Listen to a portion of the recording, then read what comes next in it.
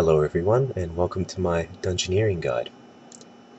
This will be my complete Dungeoneering guide. Dungeoneering is a skill where you're given experience for completing dungeons. While doing these dungeons, you'll be faced with various monsters, puzzles, doors, and bosses that you'll have to defeat or finish. And once you complete the dungeon, you'll be given your Dungeoneering experience. To start Dungeoneering for the first time, you'll have to start in Kharid. Once you're here, run to the ship, and then travel to the Daemonheim plateau.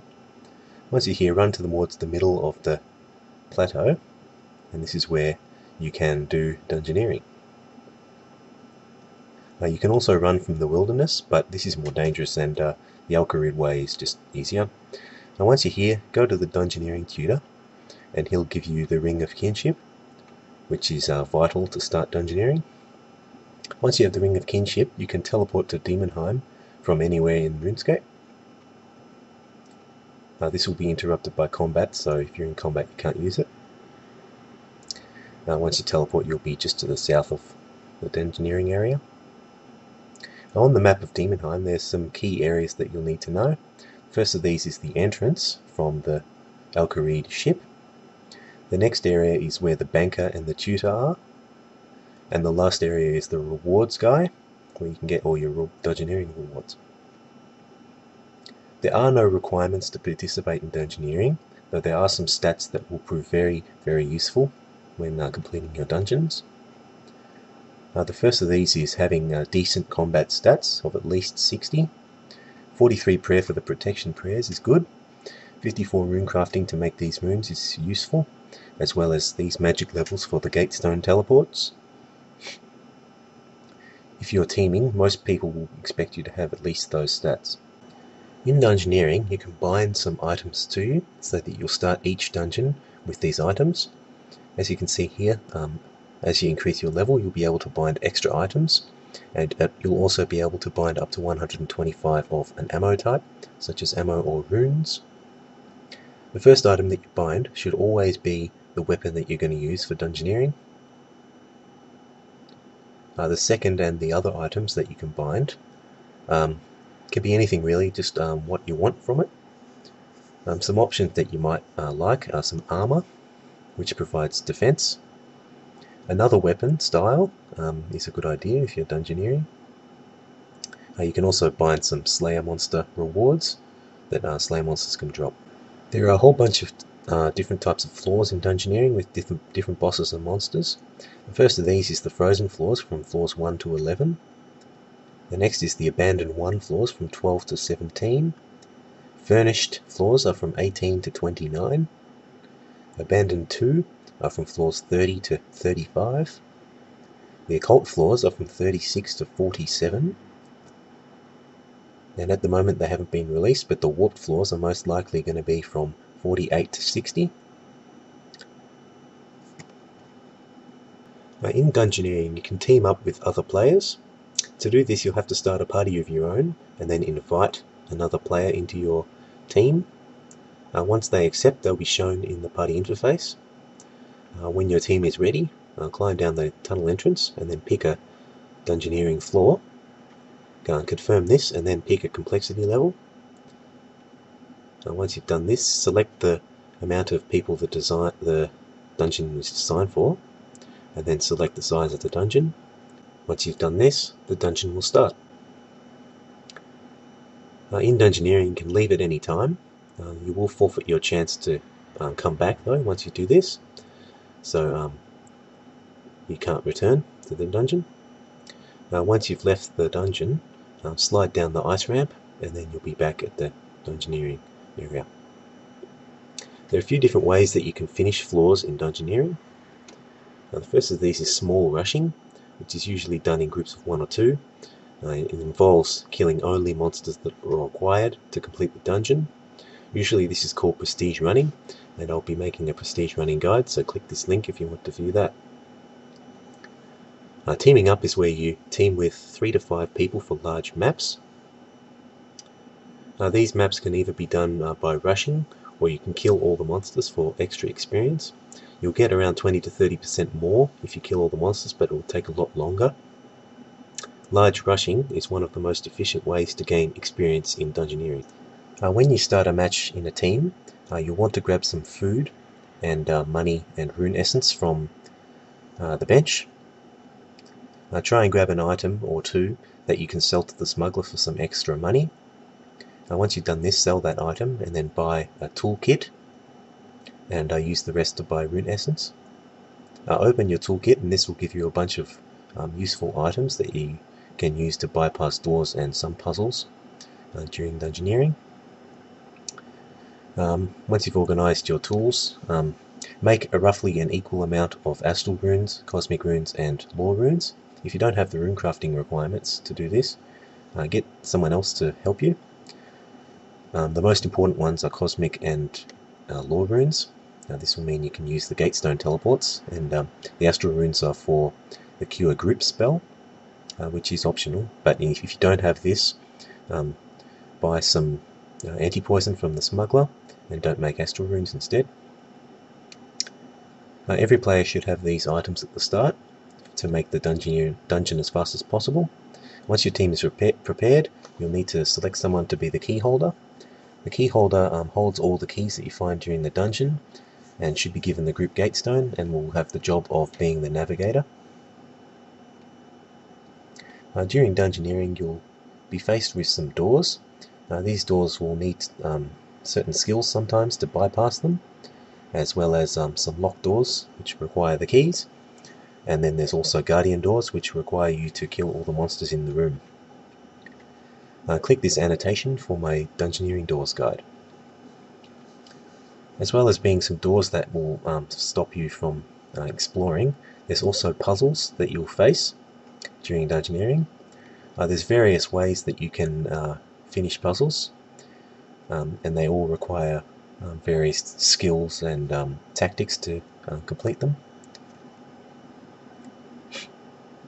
Most of these puzzles are quite boring, but they're quite interesting, some of them too. Click these links for my Dungeoneering puzzles guides. In large teams, it's very important that you know how to use the gatestones. As you can see, I'm in the top right corner of the screen. I've already placed my gatestone in another location, so to use the gatestone, you'll have to go to your spellbook and use the gatestone teleport spell. Once you've done this, quickly create another gatestone and then drop it. As you can see, I teleported halfway across the map without having to run through all the monsters or whatever in the way. You can also use the group gatestone teleport, which will not destroy the gatestone as you teleport, and is very useful for Dungeoneering. You can also use the home teleport spell. This will be interrupted by combat and is generally only used if you need to regroup with your team for some items or whatever. There are up to 7 teleports that you can use. While Dungeoneering, you can use the gatestones to your advantage to very efficiently navigate through the dungeon and explore it. As I said before, there are 7 teleport locations that you can have. You can have up to 5 gatestones. You can have the group gatestone as well as the home teleport. So effectively, you can navigate the dungeon without having to run through many of the rooms by strategically placing these gatestones. The group gatestone swap is very important if you plan to navigate very quickly with your entire team. If your teammate, one of your teammates, places a gatestone elsewhere on the map, he can place that and then grab the group gatestone from you. Make sure you place a gatestone where you were. Once he teleports with the gatestone teleport, you can group teleport to him, as you can see from this video. Once this is done, he can pass, or she can pass the group gatestone back to you if this is a dead end, or you can continue exploring this area, and you can then gatestone back to where you previously were with the group gatestone, and then the rest of your team can come join you there. Once you've finished a dungeon, the last monster that you have to kill will be one of the bosses. These bosses are generally very difficult to kill and require various different tactics to kill each of them. So once you've defeated these bosses, you can then use the exit ladder and finish the dungeon for the Dungeoneering experience. Click on these annotations for my Dungeoneering boss guides. I'll now explain a little bit about how the experience is rewarded at the end. You'll be given some base experience for the floor that you complete, as well as the prestige experience. The average of these is your total XP. Then there are some modifiers that will increase or decrease your experience. The dungeon size is the size of the dungeon. The bonus rooms that you complete will give you bonus experience. The difficulty is the difficulty that the dungeon's designed for. The more monsters that you kill in the dungeon will increase or decrease the level mod. The complexity level will decrease your experience if you do lower the complexity levels.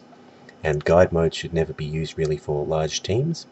And if you die, you will lose a little bit of experience as well. I'll now explain a little bit about prestige. Once you're in a team, you can check your floors completed. Checked floors will indicate that you have completed that floor. Now, once you've completed all the floors that you possibly can, you should reset your progress by using the reset button. This will increase your prestige level, which will give you more experience as you complete floors. Once you've reset, your previous progress will be how many floors you completed before, and your current progress will be returned to 0. All your floors will become unchecked, and every time you complete an unchecked floor, you'll gain prestige experience. As you complete dungeons, you'll gain Dungeoneering tokens as well as experience. Dungeoneering tokens are gained at 1/10 of the experience that you get. You can use these tokens to buy Dungeoneering rewards, such as the illustrious chaotic weapons, which are totally awesome, by the way, as well as some other things such as prayers, some items such as anti-poison totems and bone crushers, which are all very useful, and you should check really all of them out before, if you want to buy them all. You can also use your Dungeoneering tokens to customize your ring. Go to the customize page on your Ring of Kinship while in a dungeon, and then you can spend your Dungeoneering tokens to upgrade various Dungeoneering classes. It gets more expensive each time you level up in one of the classes, but it's really worth it. Up to about level 5, it's really cheap, and you can use your tokens to do that. Some of the classes that you can use are the melee ones. Depending on what you want, you can pick one of these. There's also some ranging ones, and you can check all of these yourself to see the benefits that they give. The magic ones, I don't personally use magic, but some people do, and these could be useful for magic users. And then there's the skilling ones. Probably Gatherer is the most useful of these. To change one of your classes, you can just click the Switch To button, and then it will change your current class at any moment. If you choose to buy one of the weapons with your tokens, you will need to recharge your weapon every now and again. To do this, use your weapon on the rewards guy. You can then either choose to recharge it with all your money, or a combination of money and tokens. You should always use all your money, because money is much easier to get than tokens are.